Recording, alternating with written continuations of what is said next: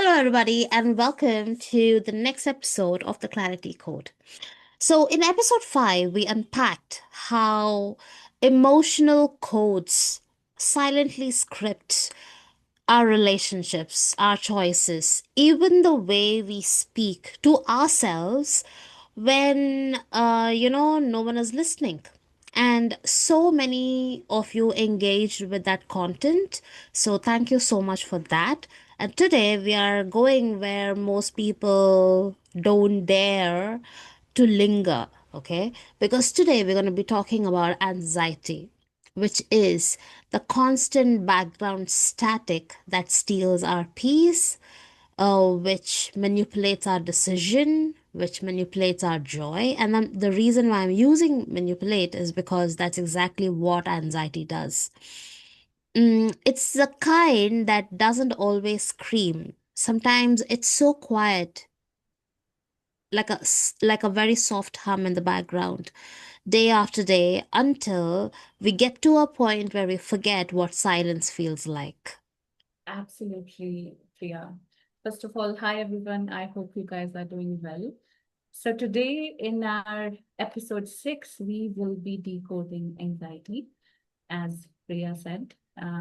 We'll try to unravel the hidden patterns that fuel all the worry that is there and how to break free from that.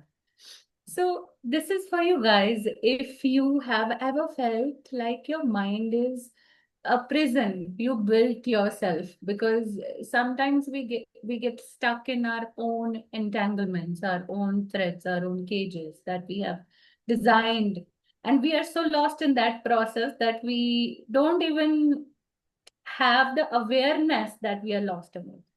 So if breathing exercises help for a moment, but the storm always return, this is for you. Yes. If you are exhausted from fighting that war inside your body, inside your nervous system, okay, this is for you. Please stay tuned. I am sure that you will be receiving a lot of things that you don't need to have that heavy awareness around you, but it will help you to just be.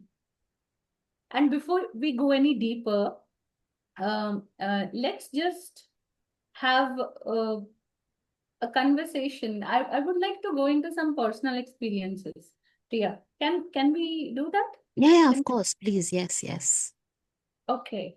Uh, Priya, so let's be vulnerable. Mm, Please tell me, I have a question for you, mm, okay? mm, Can you tell us about a time when anxiety actually broke you open? mm, hmm. Okay, there are many, okay, but I think Uh, okay.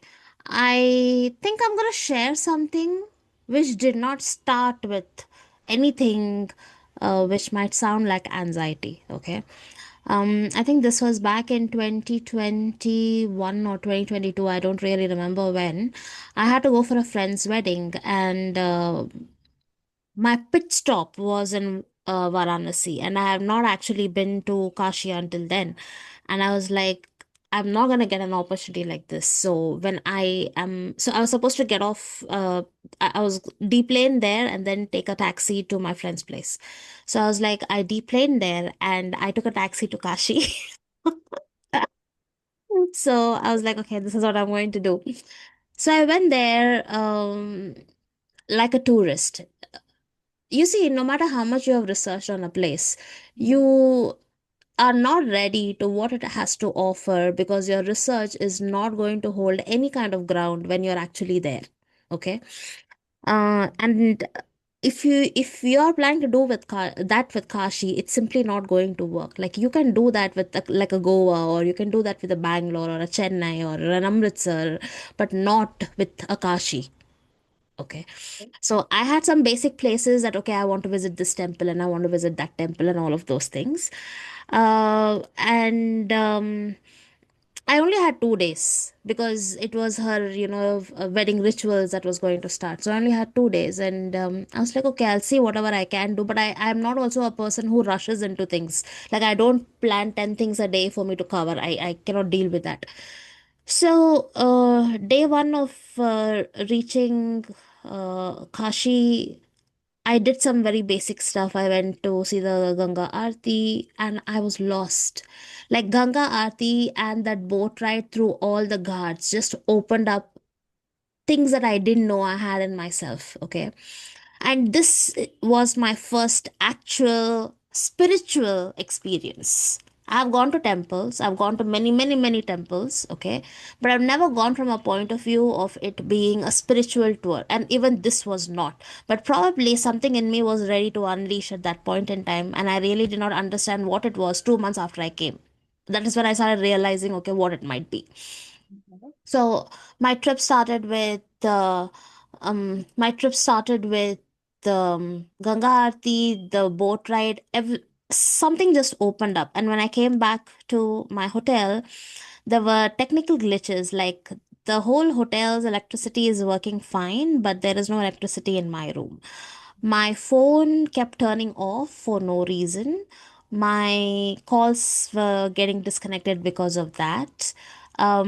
This kept happening for like half an hour. Okay, I went for a shower after I came back because it was very hot. So I sat for some time and then I went for a shower and all the lights went off and I was in the dark. And my first instinct was, I've seen this in movies and people usually scream right when the lights go off, Mhm. and I was like, oh my God, okay.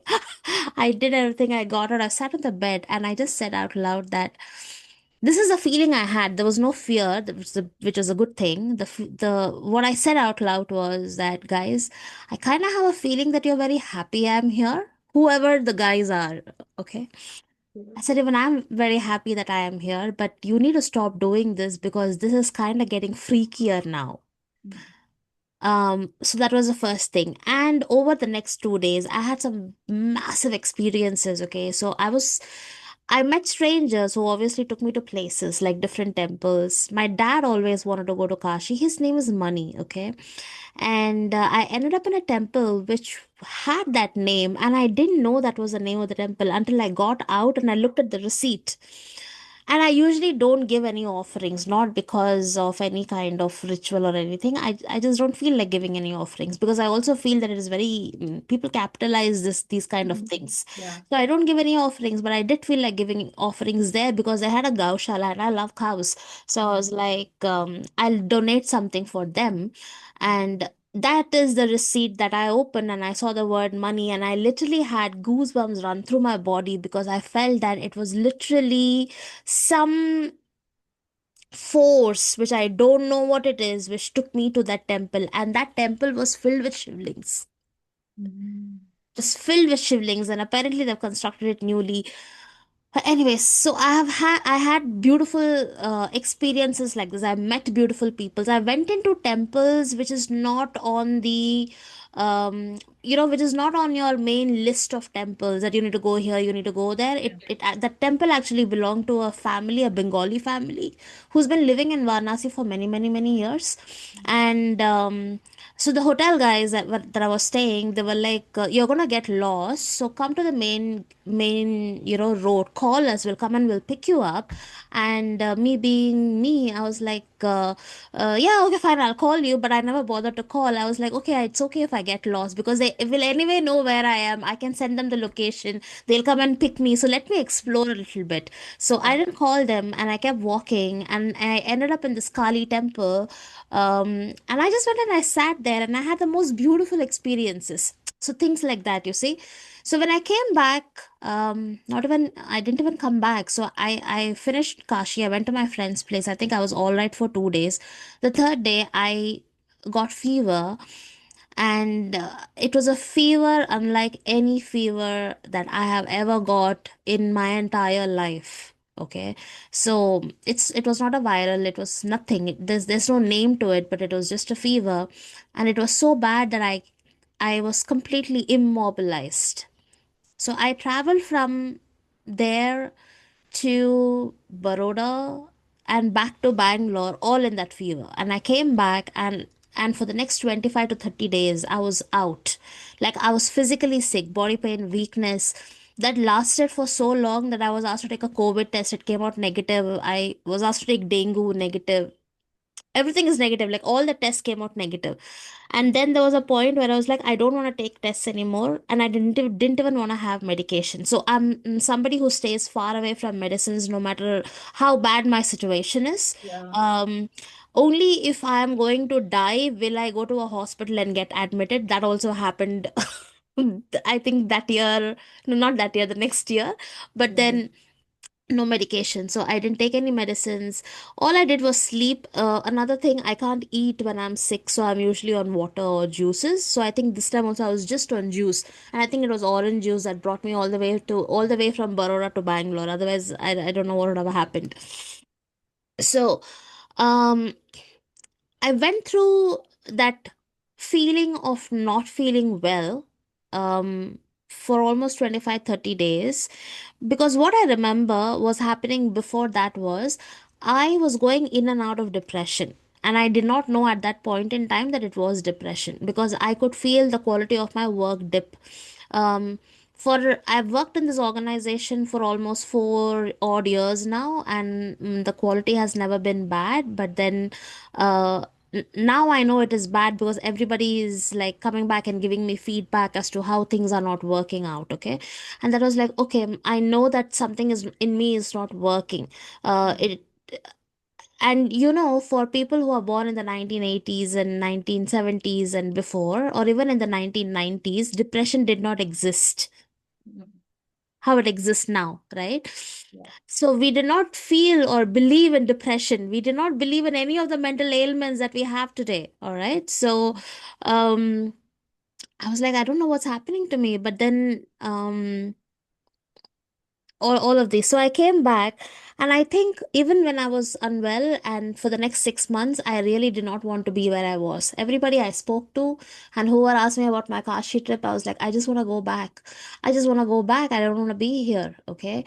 And there was this part of my mind which was like, you have a career, you have responsibilities, you have a team counting on you, you have a work, and you can't just walk away, stugging me from the other side. So for me, that was anxiety, because my heart wished to do something, but my social responsibilities did not allow me to do that. And it was not like I was married and I had a kid. No, I had a cat, yes, but I know my cat is as chilled as I am. He will survive anywhere, okay? But it was more of, what will my mom think? What will anybody else think? How can I just leave everything and go? Forget about what everybody else will think. But how can I just leave everything and go? I have, we get used to whatever way we are living when we have lived like that for a very long time. Yes. And I'm not even talking about luxuries, and I'm not talking about poverty. I'm just talking about what are we used to, Mm. right? And that causes more anxiety than anything else. So over this period of time, I put on weight. um I simply couldn't look at myself in the mirror. And even when I looked, it was like I didn't recognize myself. I didn't feel like looking at myself, because when I look at myself, all I would see is this very heavy, dull looking person. Mm. Okay. And every morning I would wake up and I would do practices that I can do. I would do breath work, I would do yoga, I would do some chanting, I would do some meditation, and I would feel better for a few hours, but then it would decline through the day. And by the end of the day, by the time it is like 6 or 7, I'm so done with life that all I want to do is bury my face in the pillow. So this went on, and I didn't know about it for a very long time. I sat in this. I brewed in this emotion for a Mm. very long time, probably for a year, year and a half. That is when I asked myself, I asked myself this, like, what are you doing to yourself? Mm. If you're feeling all these things, Mm. you're unable to do what you actually want to do, and you're not even doing what you're supposed to do, then what are you doing? And why are you putting yourself through this? And I did not get any answers. So then is when I actually stepped out and did the most uncomfortable thing. Okay. Mm. And I'm saying this from the other side. Okay. I did the most uncomfortable thing of getting connected with somebody who works with energies to understand what is wrong with me. Mm. So I'm not saying that that is a solution, but that was one of the point wherein I think that was a turning point because even though I took 1.5 years and I brewed in that, I took Mhm. one step that changed a lot of things for me. Mm.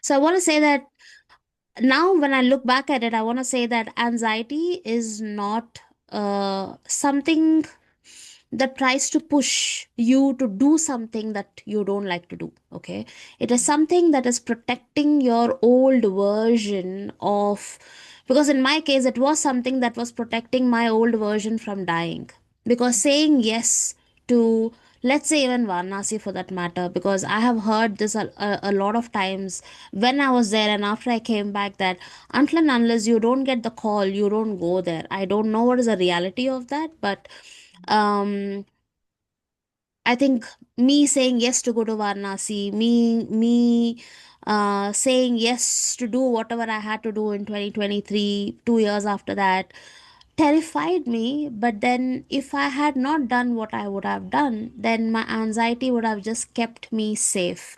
But that safety net also looked like poison or also looked like prison. Mm. Yeah. Mm. Okay. Got I'm sure many of you guys watching right now would be able to relate here and there, bits and pieces of what we are sharing right now. This was intense. We never had a conversation about this Priya previously. Oh, Have really? I remember. So I'm so happy you are sitting here now and living the life that your heart was calling toward. I'm so happy about Yeah, it. yeah. So whatever you discovered in that Mm, breakdown, mm, that's not just your healing. mm. That's a map, and that is what, guys, that is what we are giving away today. And also, Priya, this is something that I've seen in my work with people as well. When soul initiates, likewise, you have mentioned your story, that phase of your life. When soul initiates faster, our nervous system takes time to carry that capacity or create that elasticity to hold on to that. So I completely like I also got some flashbacks from my journey as well. So yeah, it's a slow crossing when and anxiety step in as a translator in Yeah, that. yeah. Oh, right. It is never your enemy.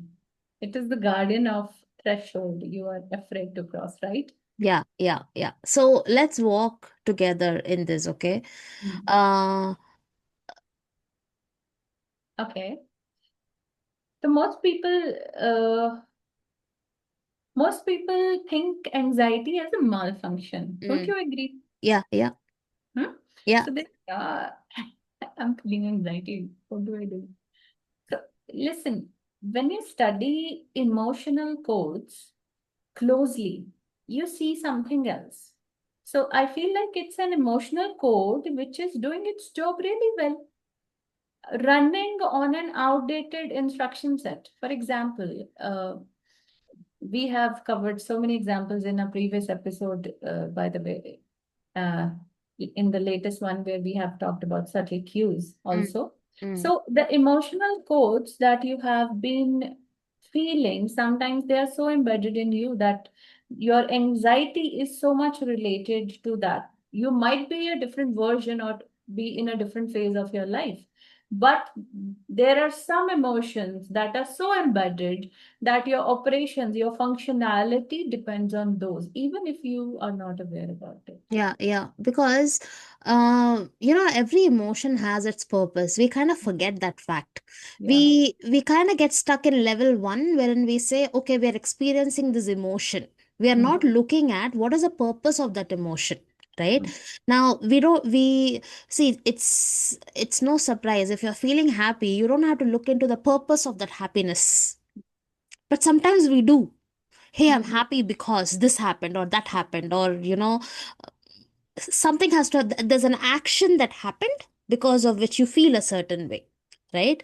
But then let's say you're fearful about something, you're afraid of something, you're anxious of something, you are confused about something. We don't we don't look deeper into what is the purpose of us feeling that way. We feel that way and we amplify that feeling. There's a lot many more stories that gets attached to that emotion.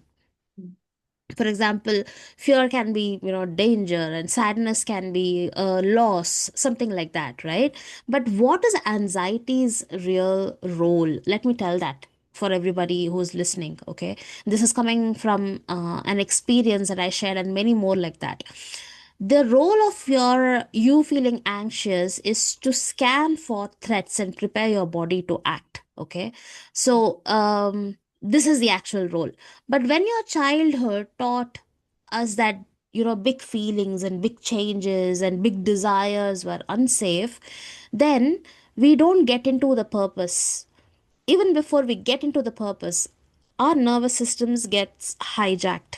And what I mean by hijack is, the minute we feel anxious, rather than letting ourselves get into the purpose of it, our nervous system starts protecting us from the danger. So, what our nervous system is actually doing is not letting us grow, but it is protecting us. mm. You with me so far? Yeah. Likewise, let's take example from your story, in your Mm, case. mm, In this case, the threat was not failure, it was a transformational phase, right? yeah, yeah. And this is where I feel most people get stuck over here, because the nervous system, it is not able to distinguish between the death of the identity and death of the body. So there's a thin line in between. When we talk about panic attacks as well, any intense situations where we feel like, okay, it's very hard to breathe. We are so much clenched in such pressure. What do we do? Mm, mm. So both of these things, it register as danger, Priya. I do agree. Yeah, yeah, yeah, precisely. Because when all of these things were happening, my nervous system was sounding the alarm that if I follow through with Mm, what I'm feeling in my heart, right, then this old identity of who Priya is going to die. And identity deaths, okay, mm, which in other words is also called as ego deaths, mm, are, I think, much more painful and severe and life threatening than you physically dying. mm, I know that now, after having gone through many, many, many identity threats, I'm going through one right now as we are talking. Okay. So, what is this identity death? It is unknown territory, right? If the territory is unknown, that means there is your mind ticking in and saying this could be high risk, mm, because we have never experienced it before. So anything that we have not experienced before becomes really high risk. That is one of the reasons why most of us don't follow our heart, because it is high risk. It's high risk even before we do it. mm, It's high risk already in the mind. So somewhere we are like, okay, let me just sit down and just do what I can do, what I know to do, what is safe. Even though what I can do, what I know to do, what I safe is comfortable, it is painful. It is actually killing you slowly. mm, That's what happened. That killing me slowly went on for 1.5 years for me.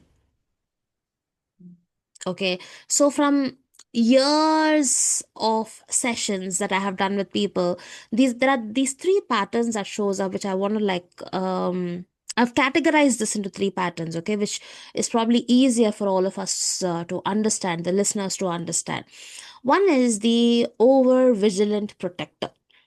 mm. Okay, what I mean by that is if your childhood was very unpredictable, so there is moods that goes up and down, could be your family members, your parents. If there is lack of safety or unpredictability around money matters, if there is lack of unpredictability when it comes to your own safety, and what I mean by safety is not the extreme about are you going to get killed or are you going to live. No, I'm talking about safety for a child, which can be, oh, am I going to be thrashed today? Am I going to be yelled at today? Even that is safety, okay? You learned to anticipate disaster. Even before something happens, you know, okay, something is going to happen now. Now, when that awareness kicks in, what happens is that your body automatically, okay, your body does this over vigilant protector personality comes out very automatically, and that happens even when you become an adult, even when life is very stable. This protector personality is very, very, very active. The second kind of pattern that shows up is the buried feeling of anxiety. Okay, what I mean by that is there is this buried feeling of anxiety which acts like a pressure point from emotions that you weren't allowed to express. That emotion can be grief, it can be rage, it can be desire, it can be joy, any of these things. Okay, so what has happened is when you were a child, if they were in the foreground, now they're all in the underground. And anxiety is the stream that is trying to escape. So wherever there is a little opening, these emotions just try to escape, and sometimes they become like really out of control for yourselves. The third category that, or the third type of pattern is the guardian of magnitude. Okay, sounds very enormous, right? It is enormous to feel as well, because the closer you get to your true powers, the closer you get to your true purpose, the closer you get to visibility, being seen by the outside world, the louder your anxiety gets. Because stepping into your full size, into your full voltage, into your full being means the small self that we have always been needs to surrender. That known self that has always been needs to surrender. That was one big trigger for me from the Varanasi thing. Most of the people that I have worked with, especially from so I don't like to call myself a healer because I'm not one, okay? I work with people to enable their true power. And what I have noticed is that people are not afraid of what others are going to say. People are not afraid of, anything. No, they're not afraid to surrender. They are not afraid to open up. They are not afraid to tell me things which has caused them so much of pain and shame and regret, which probably if an untrained ear hears it, they might feel really violated. Okay. Okay, they're afraid of, if I come into my full power, if I unleash myself, Mm-hmm. I know that I can burn the whole world. Yeah. That is what they're afraid of. Mm. It's their own power, and that was what I was afraid of, because the kind of experiences that I had in Varanasi taught me one thing. Okay, that okay, I am not this and in my case I have always felt that I'm larger than life. Okay, Mm. like even when I'm going through my lowest low, I have never considered myself to be a victim. I have never considered myself to be hopeless, helpless, none of those. Because uh humanly, I know I'm very resourceful. Yeah, I want something, I will get it happen somehow. Mm. Okay, Mm. so there was no Mm. question about that. But when Okay. I touched upon something Mm. that is not from here but that is from beyond, I Mm. was like, oh shit, me going to this and just sitting there, if that can trigger this Mm. enormous feeling, Mm. what is going to happen if I really get to know who I am? What is going to happen if I leave Bangalore, if I leave my work, if I leave everything and take off? I know I can sleep on a mat. I know that I can have one meal a day. I'm not going to die. I know that I can go sleepless for days and nights. So my scare was, who am I going to become? Yeah. this third pattern that you have mentioned right now, this is also something that I have seen constantly. I myself have experienced this because I think people keeps on self-sabotaging right before. There are many phases to it, but right before the breakthrough, that is very prominent. Yeah. And sometimes they blame themselves. Could be they might have lacked discipline or something like that. But know that it is not that. There is more to it because uh, this could be a reason. Their system hasn't been, like you said, you had those resources. There is a possibility that their system hasn't been resourced for the scale of who they are becoming. Yeah. Yeah. Because, anxiety does not say don't do it. Anxiety Huh. keeps saying, are you sure you're ready to become Yes. who you will be on the other side? Like, are you really, really ready? Right. It is like that. So how to move through instead of against it? Hmm. The thing is that. So what actually works is there are no hacks. You don't need to suppress anything. Okay. uh, don't go into endless loops of self-analysis. Sit back and, you know, you don't need to do any of it. What works is it's all about learning how to speak the language of the system that's sounding the alarm, the origin of that. Yeah. So you can build an understanding around. Yeah. So, like you said, we don't suppress, we don't bypass, but No. what we do is we dialogue. Okay. Ah, yeah. So, it should be like, I'm going to give you some steps for the listeners. Okay. So, when you're feeling anxious, the first thing that you want to do is welcome that anxiety. Okay. So, when anxiety arises, stop everything that you're doing and say out loud, okay, I feel you, and thank you for protecting me, thank you for trying to protect me, or thank you for protecting me. What are you guarding right now? So what happens?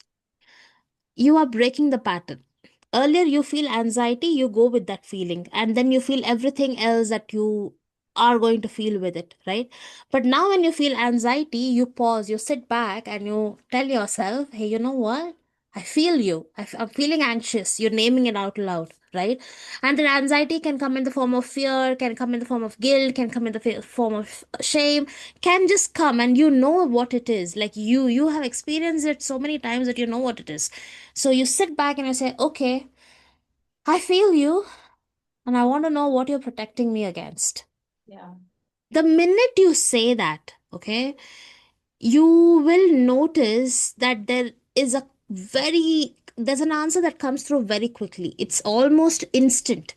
It's either a feeling or a fear or a desire, whichever. Okay. Now, what you need to do next is resource the body in the present. What I mean by that is anxiety lives in the imagined future. Hmm.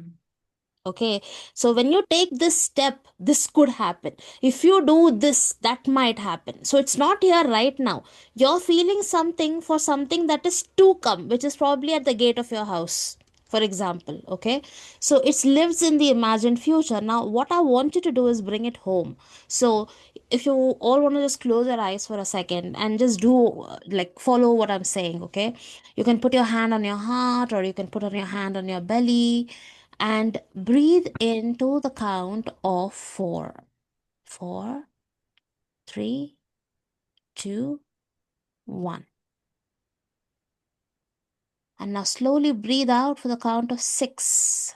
Five, four, three, two, one. And name three things that you can see. Two of the things you can touch, one you can hear. For example, if I'm anxious, about me launching a new business.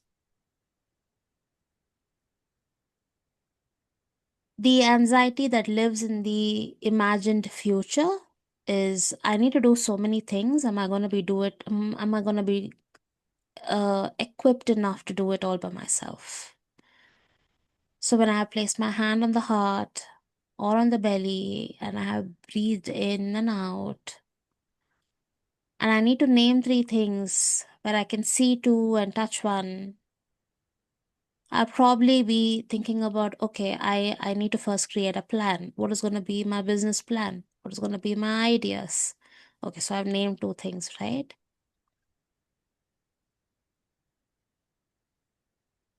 And then I can hear one. So when I'm talking about this to myself, I'm also a higher intelligence, like all of us are. We are very intelligent beings. So by addressing what we feel, we start getting answers by ourselves. So when I ask these two questions, the answer that I'm getting is, you have this contact who can help you with finding the right kind of distributor, finding the right kind of people to get your materials in, which is going to be very difficult if you need to do by yourself. And I'm like, oh, fuck yeah, I never thought about this. Now, this rewires your nervous system in real time. So, when the rewiring is happening in real time, you feel more better than how you felt before step one. I'm like, okay, fine. I might take a little extra time, but okay, this is workable. I know this person who could probably help me. And if not this person, I know I can find out more people who can help me like this.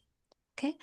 Now, what you have to do is give the guardian what it needs. This protector who's telling you that, hey, there's a danger that's coming, you need to give this protector a safety net. So this protector feels safe enough for you to let go and explore, right?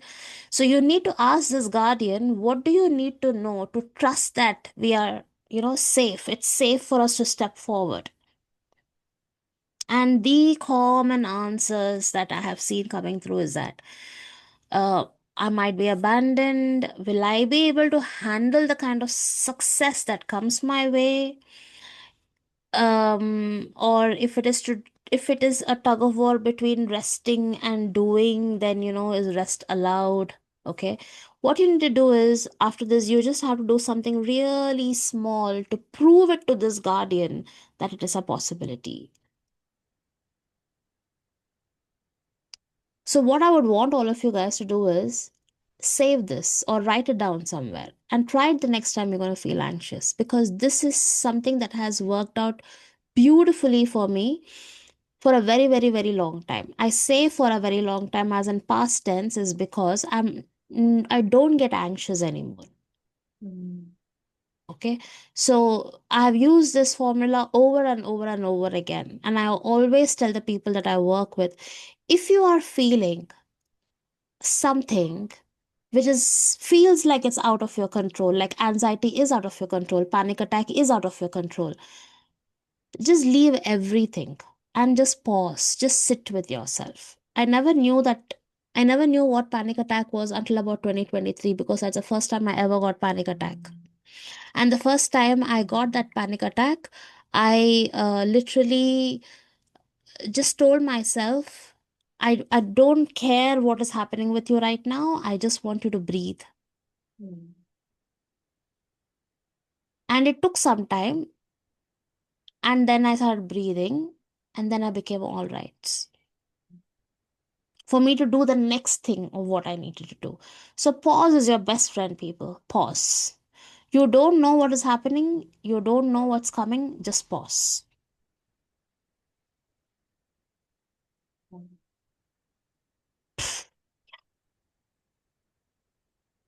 So all these things, they help us to have inner dialogue. How we can do it? Because I feel like I've got panic attacks really early in life. So speaking from that place, because I was really unaware that okay, we can have a self dialogue, Mm, you know.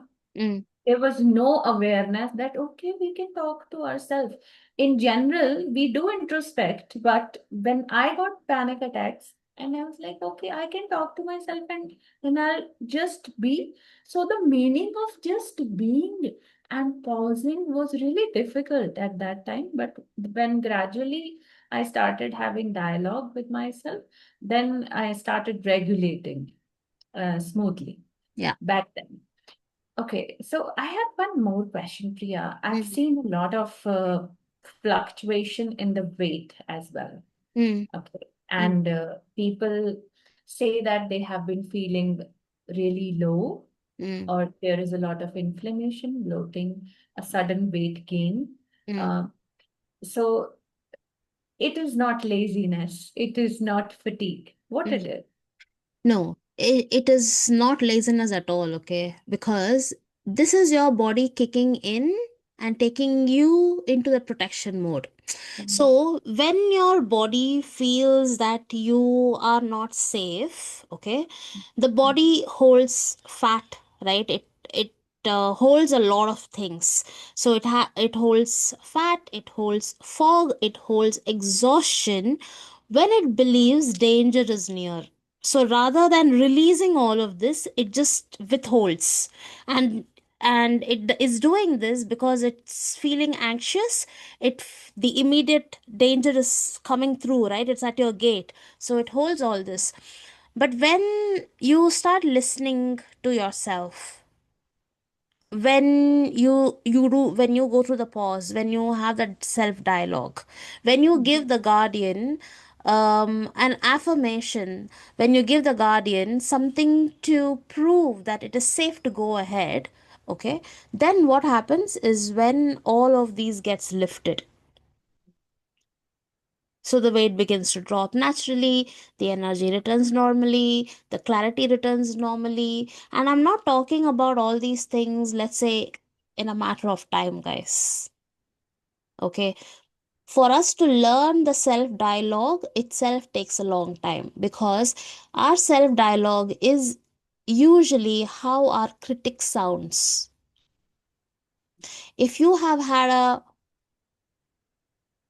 mother, okay, or a father who's put you down many times when you wanted to become larger than you, your self dialogue, your self talk is going to sound like that father or that mother or that teacher or that uncle who's put you down.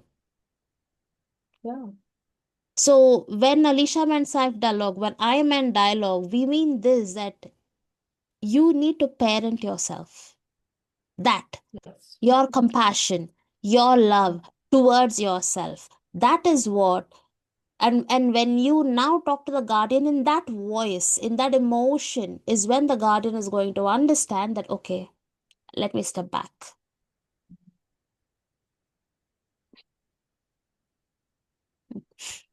If someone's listening right now, Priya, Mm, stuck in the same war, let's mm, say, mm. okay, between heart and their mind, what do you want them to hear right now? I want you to hear that your anxiety is not lying to you. I don't want to brush your anxiety under the carpet. It's not going to work. It's like shoving shit under a carpet. It's going to sit there. It is going to stink. I know if somebody who knows me is listening to this will be laughing, because this is my favorite dialogue.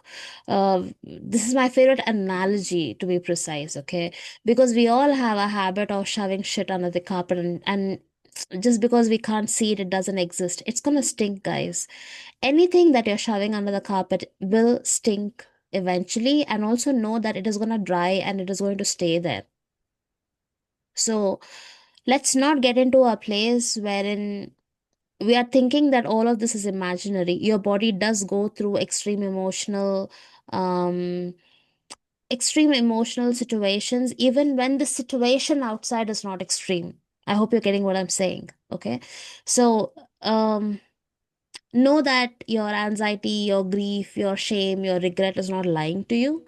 Know that it is at a point, it's at a threshold where you're really ready to cross over, you're ready to cross something that has been very difficult for you to cross for ages together, but very consciously or unconsciously you have worked on certain things. You're at a breaking point, like how Alicia mentioned during the beginning of the episode, and you're ready to cross over. So rather than trying to silence the alarm, start asking, what door is it guarding?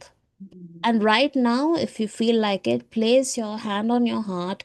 I know this has been a heavy topic. I know a lot of people who does have anxiety as and you look at it as a problem, but that needs to start changing.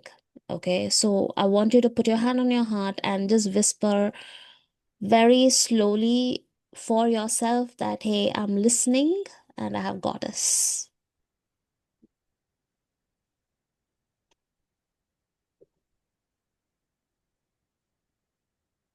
And if you are listening right now, guys, recognize this in yourself. Hear this clearly, please. Nothing is wrong with you. Yeah, nothing is wrong with you. Your system is intelligent and it is responding to a threshold it hasn't crossed before. Okay. So, in the next episode, we'll be diving into emotional boundaries, the skill of staying open without leaking energy, and how to protect your energy without shutting your heart. Absolutely. And this episode, the next episode is also going to help you understand or give us a lot of clarity about what is a boundary and what is a wall, because most of us confuse between the two. Okay, we all have walls built around us and not boundaries. And with that, if something in this episode touched you, leave a heart below and tell us one threshold anxiety might be guarding for you, because we read every comment and we respond to every comment. So take your time to do that. And we will see you in the next code. Yeah, see you then. Bye bye. Thank you so much.